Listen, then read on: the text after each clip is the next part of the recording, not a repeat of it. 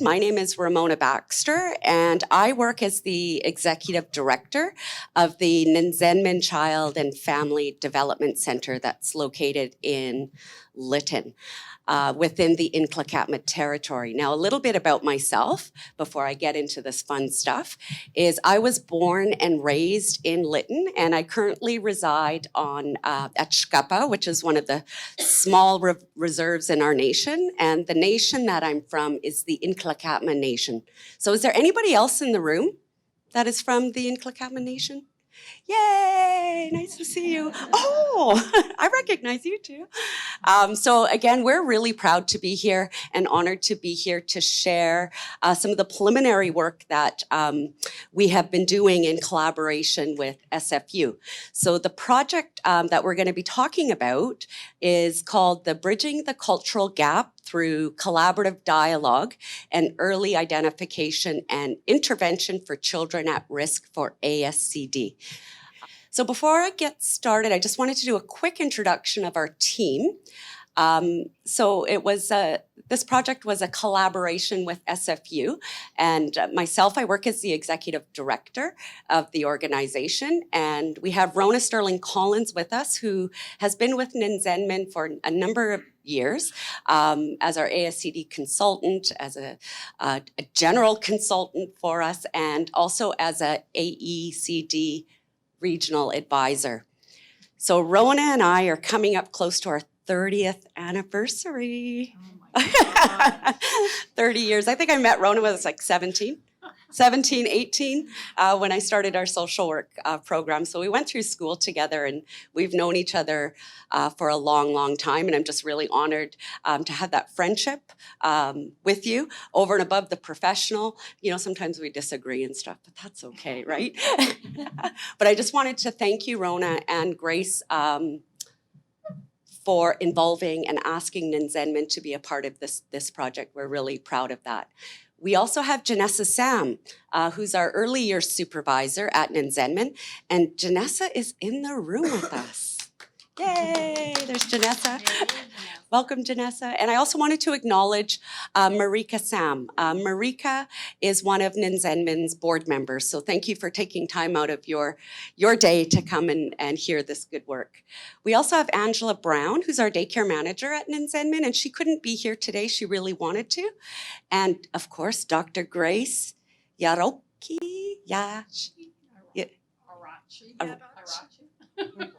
I had it like, Grace. It's Grace. And Madeline Russell, who is a graduate. So where's Madeline? Where's that cool sweater? I've been admiring it all morning. And of course, we have Deb. And I wanted to acknowledge our staff and parents and families who participated in this project as well. So I think Rona and Grace will also talk a little bit more about our project team. So I wanted to share with you a little bit about Nzen'man. Nzen'man was created in 1993 by several Indigenous communities in our nation. And it was incorporated as a nonprofit society in 96. And our journey has, are you guys giggling at my picture, or Vanessa? Okay. Our journey has led us to champion a system of Nlaka'pamux supports and programs for children and families, ranging from prenatal outreach to early years home visiting. We do have AIDP as well, Aboriginal supported child development. We offer childcare services. We have a family resource center. And we also do community education series on a variety of topics that our nation has identified as being important. And we also host a number of community gatherings celebrating our kids and our families and our Nlaka'pamux ways of being. What's really amazing about our organization is I think we're at 32 staff altogether. So we operate both in Lytton, is one of our main offices, and also in Merritt, but we service the whole nation, which includes 16 different bands. Now, not all of the bands have all of these services. They may in their own little ways, but Nzen'man does try to make sure our reach is throughout our nation. One of our core beliefs is that children are the center of our communities and the hearts of our nation's future. And it's our hope that the kids of today and the children of tomorrow can grow up to be happy, healthy, and safe. I mean, that's all we want for our kids, right? We want them to be happy, healthy, and safe. And here's a few pictures of some of our kids. There's that one kid there with gray hair. That's kind of weird, hey? So I wanted to touch a bit on colonialism and transformation. And I just wanted to acknowledge Diana and Allison. Where's Allison? There. For your words this morning. It's not too often as an Indigenous person in these spaces or other spaces where we hear non-Indigenous people speak the way you do. And I just sort of raise my hands up to you for that recognition of power, that recognition of privilege and what that can do when it's brought into Indigenous spaces. And so I was really happy to hear from you and just wanted to thank you and wish that we could hear more of that from our non-Indigenous colleagues. And so just honored to hear those words and thank you so much. We know that colonialism has impacted our governance as Indigenous people, our social systems, our laws, and our families. There's been a lot of damage done throughout Indian country, specific to our nation. With the residential school, the St. George's Residential School operated for 82 years in Lytton. And it was one of the oldest residential schools in Canada. I think it was the second or third that was open. We have government policies such as the Indian Act that govern almost every area of our life. And we have the child welfare system. And these systems, these policies have really diminished our ability to care for our kids and provide the necessary supports to our families. In our nation, we have a significant number of our families that are involved in child welfare system, which oftentimes leads into involvement with the criminal justice system, and then maybe their children becoming involved in the child welfare system and on and on. It might be diminished, but our ways of being and our ways of caring for our kids and our ways of knowing is still there, right? So I don't want to say that in the context that we don't know anything. Of course we do, but these are the things that have been getting in our way as Indigenous people. And I know for a number of you in the room, I'm just preaching to the choir, but I just think it's really important to always acknowledge, you know, what has happened then and what has happened, continuing to happen today, and encourage that to face this legacy of colonialism and ongoing challenges within our communities. And we need to look to ways that we can decolonize these different systems of care and supports that are not meeting the needs of our children and families. And thank you again to Allison and Diana for highlighting that as service providers and delivering a variety of early learning programs on behalf of our kids and our families, we have to do things outside of the box, because the box that's given to us just doesn't have enough in it in order for us to do the work that we need to do. And we live in a time of transformation, and our hope moving forward is simply the recognition that our greatest strength in creating the change necessary within all of these systems that we're playing in, that we're working in, particularly for Indigenous people, is that strength comes from our traditions. It comes from our language, it comes from our laws, and it comes from our land, and it comes from our relationships with each other and our world. So when I talk about relationships, I'm not saying relationships just amongst Indigenous people, but our relationships with everyone that we're walking on this world, or in this world with. There's things such as, and I'm really interested to see how this will play out with the recent adoption of UNDRIP in the province of BC, and what will that look like in all of these areas in their legislation, their laws, and their policies. So I think really the time is now to really think about, as Indigenous people, what are our laws? What are our ways of being in caring for our children? Children who have special needs, children who don't have special needs. Just how is it that we can articulate those laws and have those laws and those ways of being be respected and honored by everyone? And what's really important as we move forward, as we're transforming, is one of the ways that we can address colonialism and identifying ways to decolonize systems that continue to harm or impede our children's access to supports and services. You have to look at the ground you're standing on. So traditionally, as Indigenous people, some of us, not me, but I have a lot of friends and family that were trained as hunters, right? And in order to be a good hunter, you have to know what's behind you, right? So what is your past? What's going on there? And you have to know where you're going, like where is that deer? Like what's the trail I have to take? But you have to be really aware of the ground that you're standing on.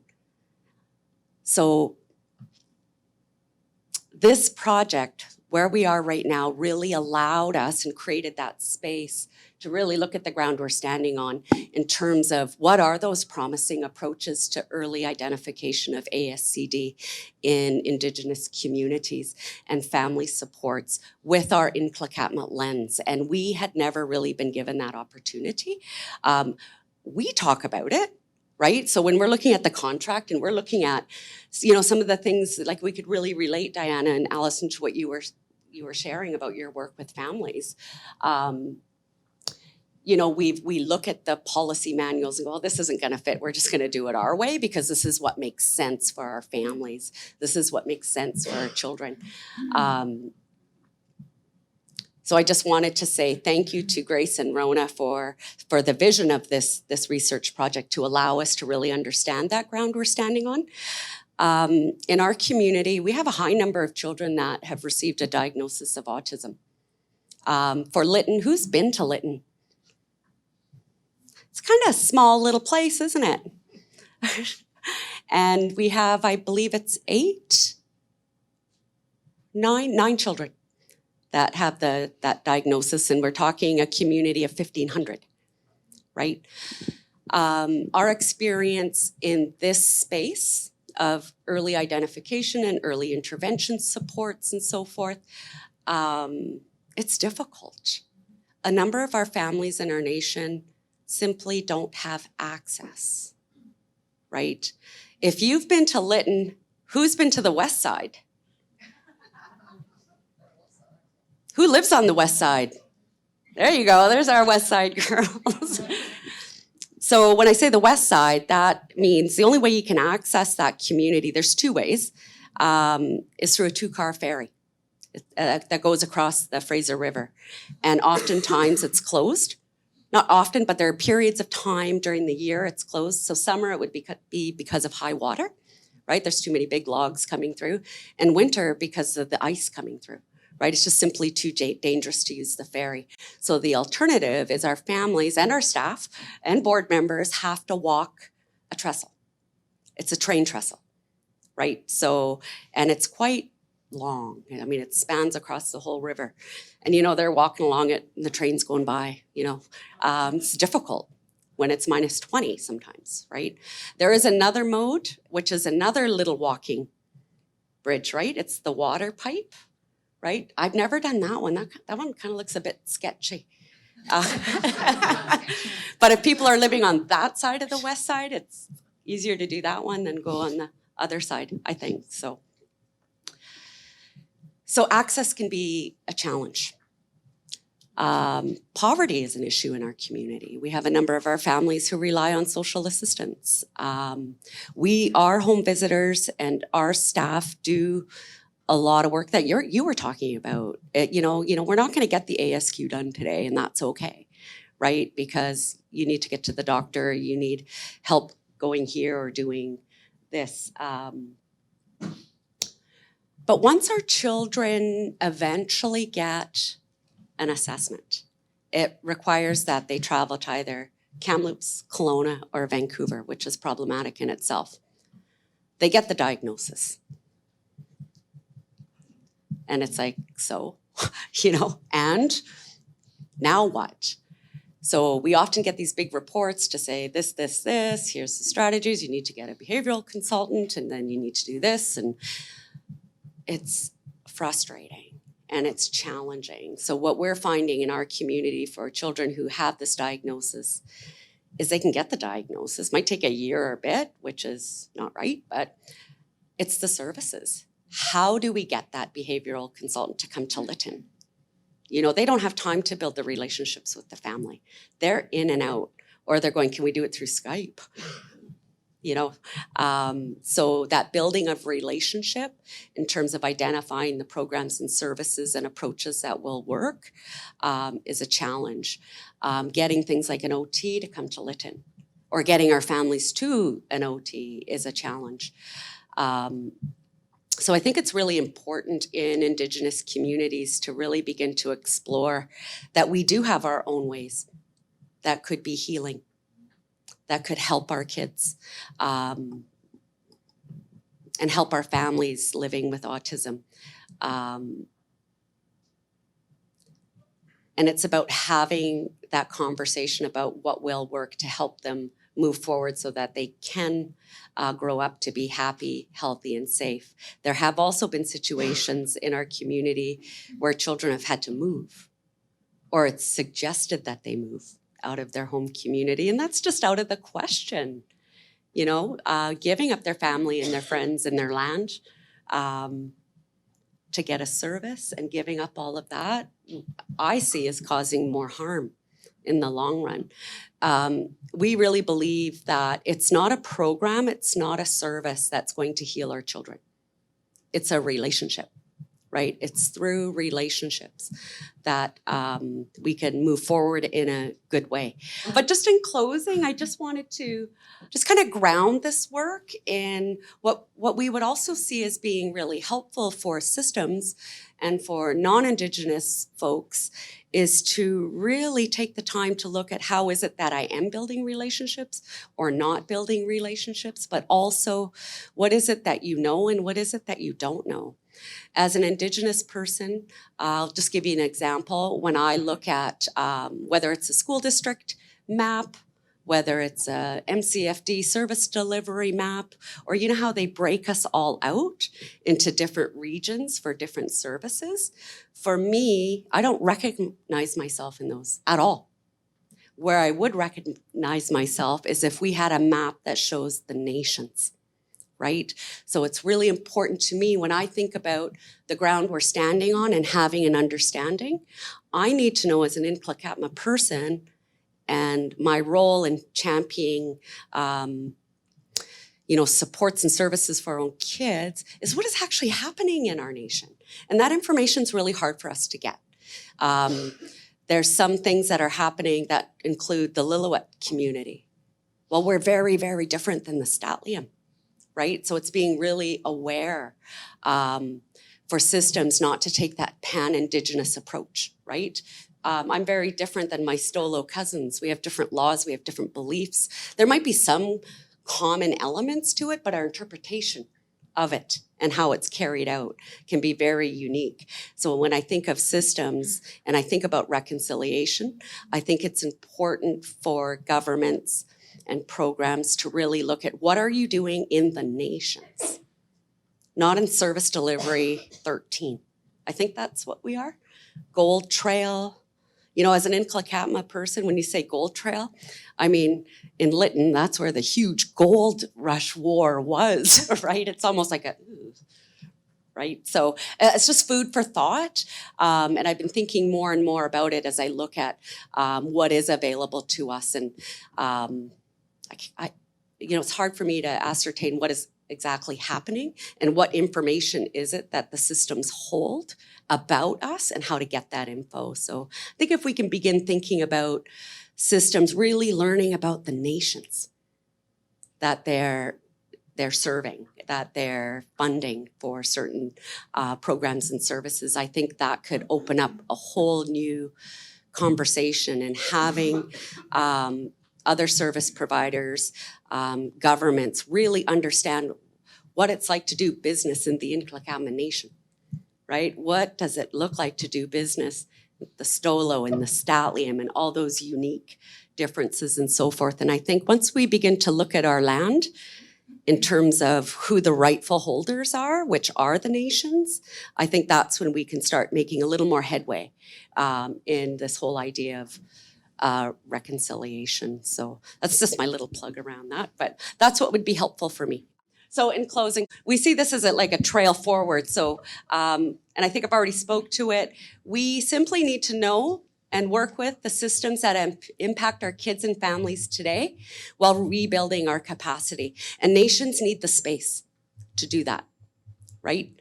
All too often, our spaces are taken up by non-Indigenous people who come in and may tell us, we think this is what will work for you. It's not gonna work, right? So giving the space for us to have that conversation ourselves. And really a better future for our kids starts with the actions that together we take today.